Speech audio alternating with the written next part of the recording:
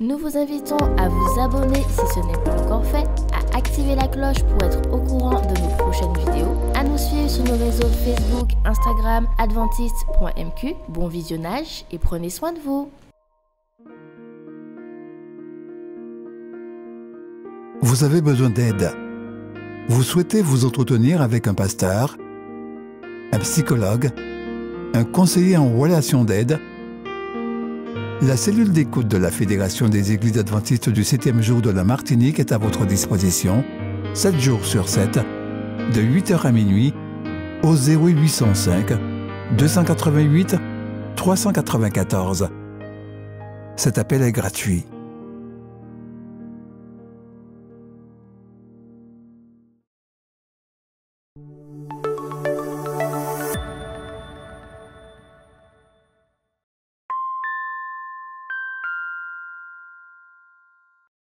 Je m'en souviens comme si c'était hier. Je n'avais que 10 ans. Ma famille et moi venions d'arriver à Miami, sans mon violon. La situation était très difficile. Nous avons alors décidé de déménager vers le nord à Milwaukee, en quête d'une vie meilleure. Vous voyez? Dans le Wisconsin, il faisait froid. Très froid. Lorsque nous sommes arrivés là-bas, c'était un terrible hiver, le pire depuis 80 ans. Nous n'avions rien. Mais c'est là que les miracles ont commencé à se produire. Nous avons obtenu beaucoup d'aide de notre église et de nos voisins. Peu après, ma mère a finalement pu m'acheter un violon. Nous commencions à nous remettre sur pied. J'aime la musique et j'étais déterminé à devenir musicien. J'ai alors décidé de demander une bourse d'études au conservatoire de Milwaukee. Le problème est que nous n'avions pas d'argent pour acheter les partitions dont j'avais besoin pour répéter. Alors ma mère m'a trouvé un tourne-disque et un disque vinyle d'un concerto pour violon de Beethoven et elle m'a dit « Jaime, debes escucharlo y ensayarlo. Tu dois l'écouter et le répéter. » C'est ce que j'ai fait, intensivement.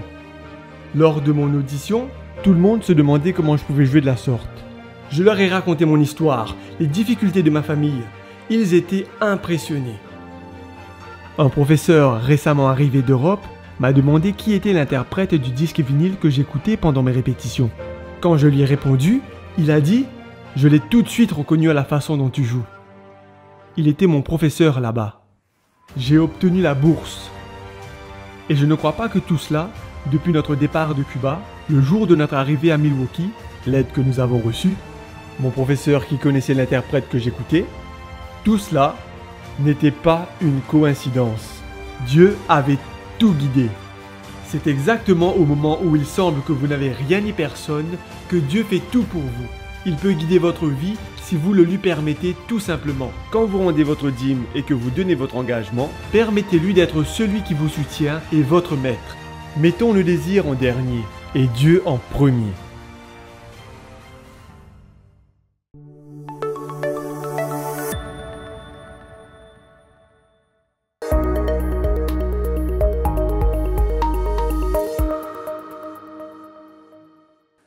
Mesdames, Mesdemoiselles et Messieurs, chers amis, c'est avec une grande joie que je me retrouve avec vous aujourd'hui afin de partager une réflexion qui me paraît nécessaire dans un temps comme celui-là. En effet, nous sommes en train de vivre la fin de cette semaine spéciale qui a été mise en place par l'UAGF, l'Union des Antilles et la Guyane française, pour nous inviter à réfléchir et à nous positionner par rapport à la problématique de la violence et de la maltraitance. Nous avons choisi d'intituler cette réflexion « Les pierres crieront ». Hélas, aujourd'hui, il y a tellement de personnes qui se retrouvent dans des situations de vrais drames et qui ne peuvent pas prendre la parole, qui n'osent pas prendre la parole, de craindre de pouvoir subir des représailles d'une forme ou sous une autre forme. Et en effet, notre union a mis en place cette semaine spéciale qui nous pousse, qui nous invite d'ailleurs à briser le silence. En effet, nous croyons que le devoir de tout disciple est de pouvoir prendre la parole et d'oser dire ce qui doit être dit. Le texte à partir duquel nous avons lancé la réflexion est tiré de l'Évangile selon Luc au chapitre 19 et les versets 39 à 40. La scène est une scène assez connue où nous retrouvons Jésus qui entre à Jérusalem sur un ânon, avec la réaction des pharisiens, comme le dit le texte, qui l'invite à reprendre ses disciples. Ils le reprennent, pourquoi? Parce que la foule, et avec les disciples, crie pour acclamer l'entrée de Jésus dans la ville de Jérusalem. Et la réponse du Christ est assez spéciale, il faut la considérer. Il leur répondit, « Je vous le dis, s'ils se taisent, les pierres crieront. » S'ils se taisent, les pierres crieront. Mes chers amis, aujourd'hui, il y a des situations qui sont insupportables, des situations qui sont inacceptables, des situations qui devraient provoquer la réaction courroucée des uns et des autres. Mais hélas, nous gardons parfois la bouche fermée. Et nous faisons comme si nous n'aurions jamais vu cette pratique, cette tendance, cette habitude de pouvoir rester silencieux quand nous devrions parler. Il est vrai que parfois certaines personnes se retrouvent dans un silence forcé. Forcé de craindre de pouvoir briser le statu quo dans une famille, dans une entreprise, dans une église. On voudrait parler, mais la pression du groupe est telle que l'on garde la bouche fermée. Et pourtant, chers amis, le message de Jésus-Christ libère la parole.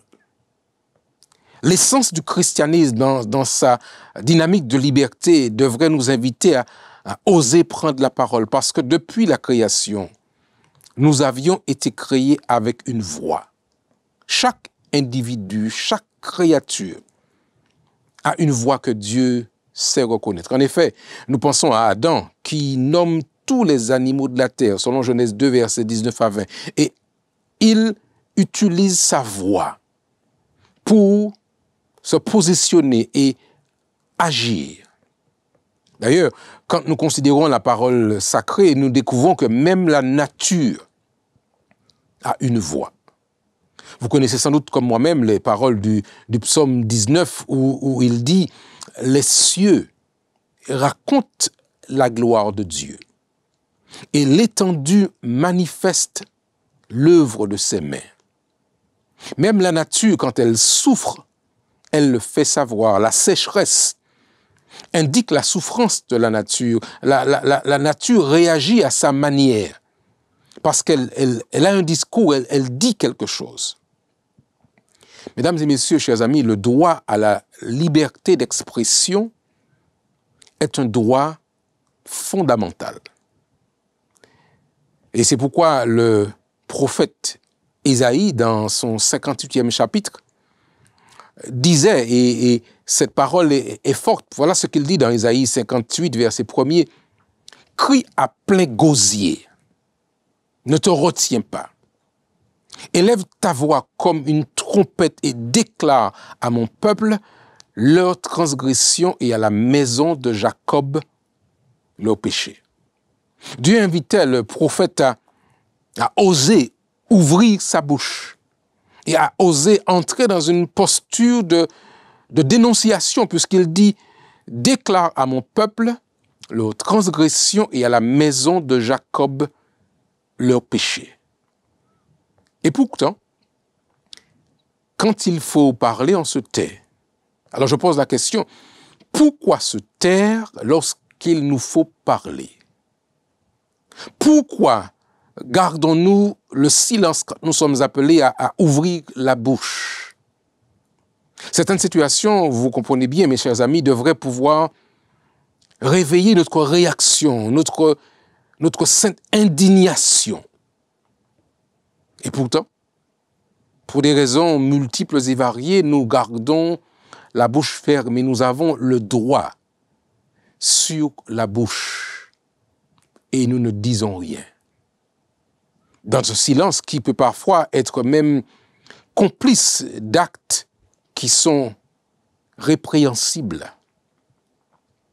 En effet, l'article 11 de la Déclaration des droits de l'homme dit ceci, et je cite, « La libre communication des pensées et des opinions est un des droits les plus précieux de l'homme. » Je dis bien, la libre communication des pensées et des opinions est un des droits les plus précieux de l'homme. Alors, dans le cadre de cette réflexion que nous menons pendant toute cette semaine, je pose la question. Pourquoi? Pourquoi nous restons silencieux? Et pourtant, nous avons l'énergie, nous avons le devoir moral de prendre la parole. L'une des réponses à cette question que je formule devant vous, chers amis, c'est que nous avons accepté, hélas trop souvent, le mensonge du tentateur qui veut nous faire croire que notre parole ne compte pas. Ou parfois, on nous dira que en disant ceci, tu risques de créer le scandale, tu risques de pouvoir déranger le statu quo, l'équilibre familial risque d'être perturbé. Et puis, une pression s'installe, parfois une pression silencieuse. Et nous restons la bouche fermée. Et pourtant, même les enfants ont droit à la parole. Même le plus petit doit pouvoir, le moment venu, ouvrir la bouche et s'exprimer. Parce que voyez-vous, chers amis, la voix d'un homme, aussi faible soit-il, met en action un processus que rien ni personne ne peut arrêter. Je répète ceci parce que parfois, nous n'imaginons pas ce qui se passe. Quand nous lançons cet appel à Dieu, nous déclenchons une réaction en chaîne. Parce que Dieu entend le cri, Dieu entend la prière, Dieu entend la réaction. Et je dis bien que nous mettons en action un processus que rien ni personne ne peut arrêter. Parce que Dieu reconnaît la voix et l'existence de chacune de ses créatures. Il connaît la voix de France, il connaît la voix de Marthe, il connaît la voix de Marie, il connaît la voix de qui que ce soit. Dieu connaît notre voix et il attend de nous que nous puissions prendre la parole. La scène que nous avons considérée il y a un instant dans le livre de l'apôtre Luc mérite d'être considérée. Jésus arrive dans cette ville, sachant qu'il sera bientôt crucifié. Il arrive, il est monté sur un ânon, et les disciples vont en quelque part orchestrer l'entrée triomphale de Jésus.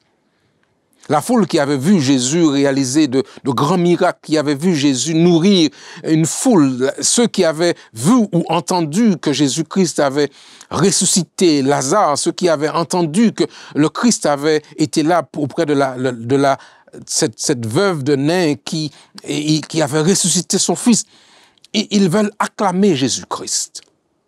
Mais cette acclamation vient déranger la lecture théologique des pharisiens de l'époque qui estimaient que l'adoration ne devait être rendue qu'à Dieu. Or, le Christ Jésus est Dieu.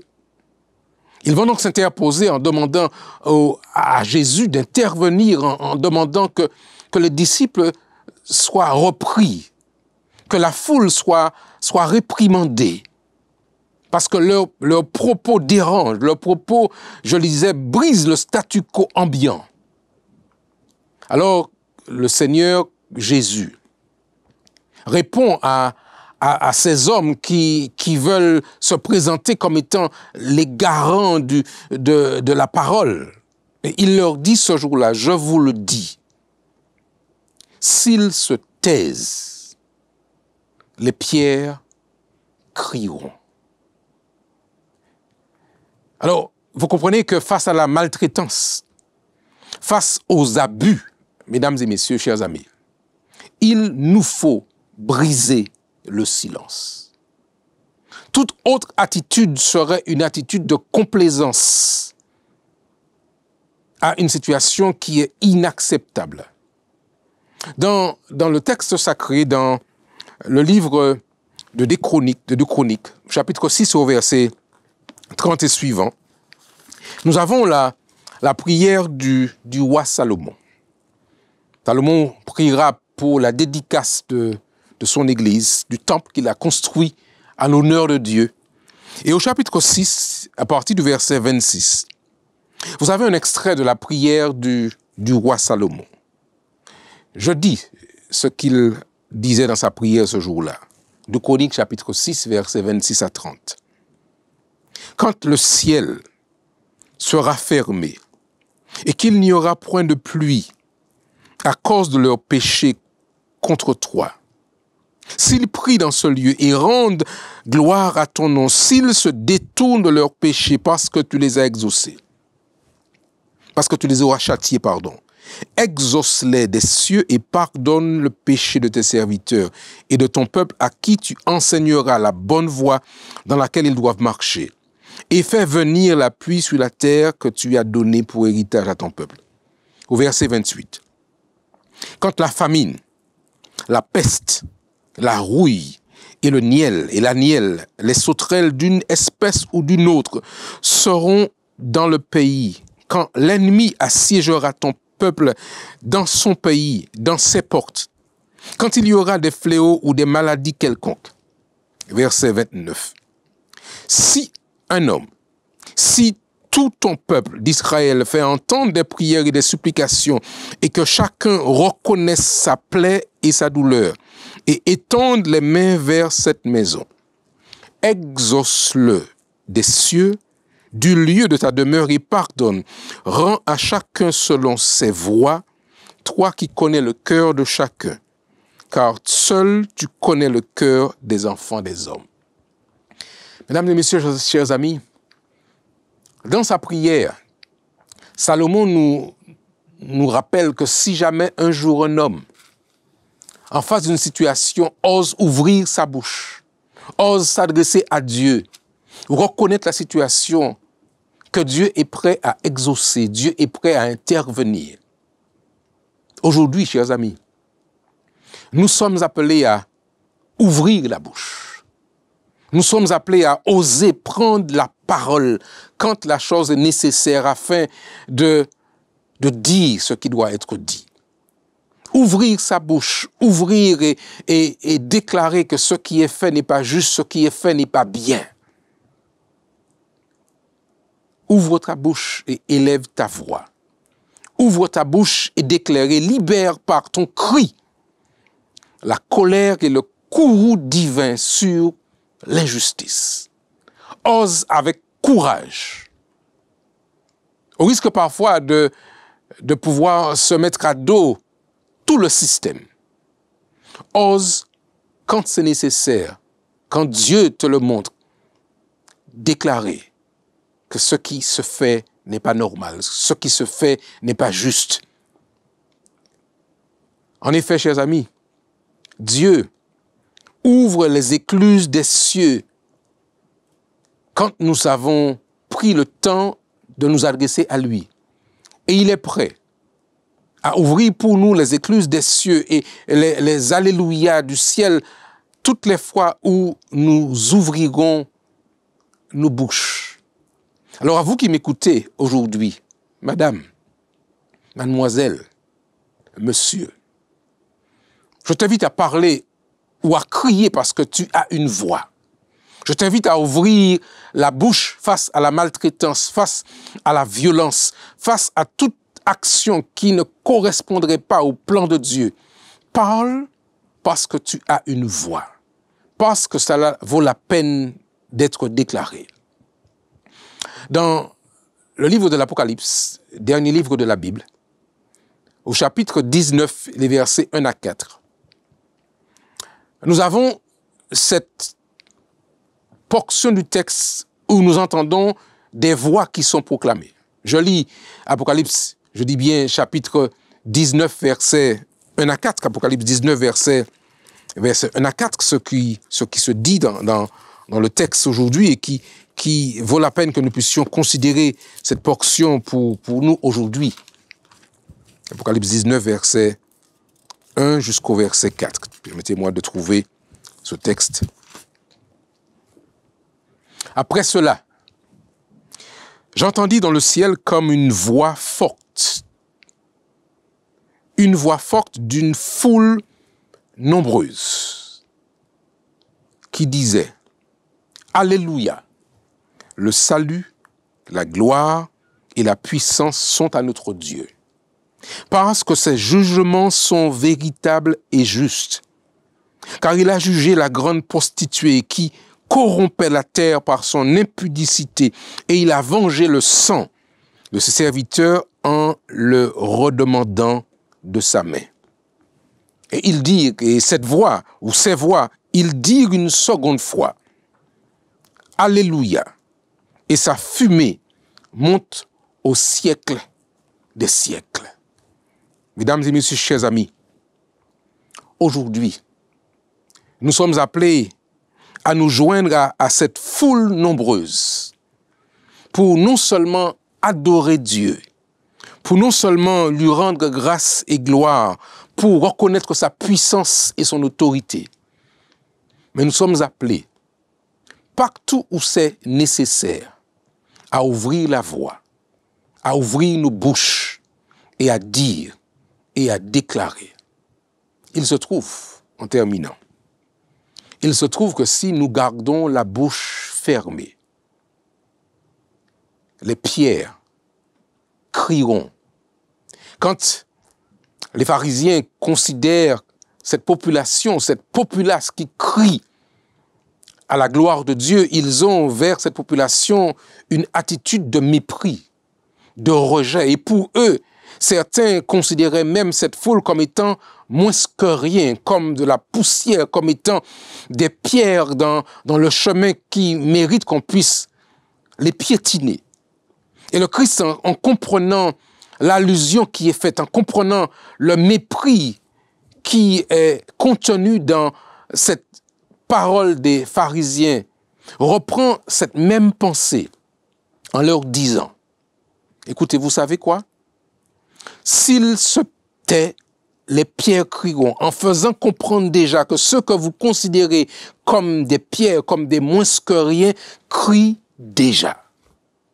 Alors à vous qui m'écoutez, monsieur, madame, mademoiselle, comprenons que si nous restons silencieux, si nous gardons la bouche fermée, si nous n'avons pas le courage nécessaire pour oser ouvrir la bouche, ceux que nous considérons peut-être comme des moins que rien, comme des sans voix, comme des personnes inutiles ou sans importance, ils oseront, eux, ouvrir la bouche et parler. Alors je dis en terminant, à vous qui m'écoutez, monsieur, madame, cher ami, parle parce que tu as une voix. Ose ouvrir la bouche parce que Dieu t'en donne le privilège et la possibilité de le faire. Parle parce que toute situation qui est dans le dérespect de la vie d'un homme, dans la situation de l'intégrité d'une personne, mérite d'être dénoncée. Parle. Parle, sinon les pierres crieront. Alors que nous terminons cette réflexion, je voudrais vous inviter, chers amis, justement, à parler à notre Père Céleste, à ouvrir nos bouches et à dire à Dieu le sentiment de nos cœurs, ce que nous ressentons à l'intérieur et combien nous aimerions qu'il intervienne dans telle ou telle situation selon sa volonté et pour sa gloire. Je vous invite, là où vous êtes, là où vous êtes, chers amis, à prier avec moi aujourd'hui. Prions ensemble. Notre Père et notre Dieu, il y a tellement de souffrances sur cette terre, tellement d'hommes, tellement de femmes, tellement d'enfants qui subissent des situations inacceptables.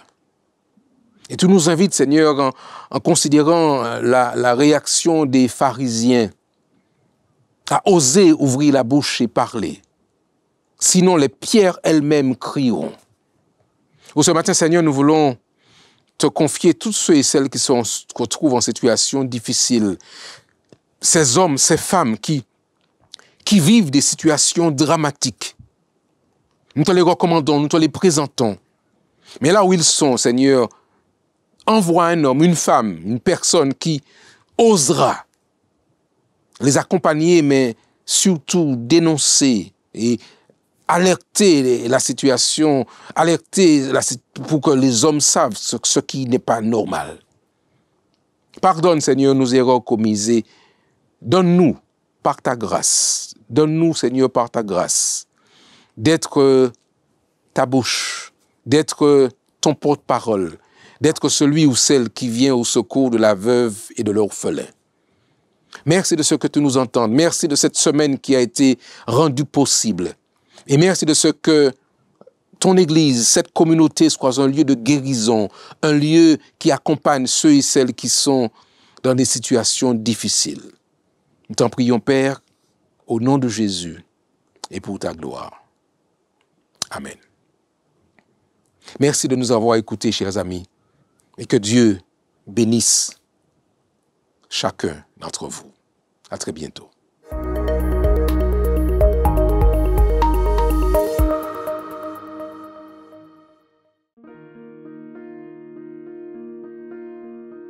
Vous avez besoin d'aide. Vous souhaitez vous entretenir avec un pasteur, un psychologue, un conseiller en relation d'aide. La cellule d'écoute de la Fédération des Églises adventistes du 7e jour de la Martinique est à votre disposition, 7 jours sur 7, de 8h à minuit, au 0805 288 394. Cet appel est gratuit.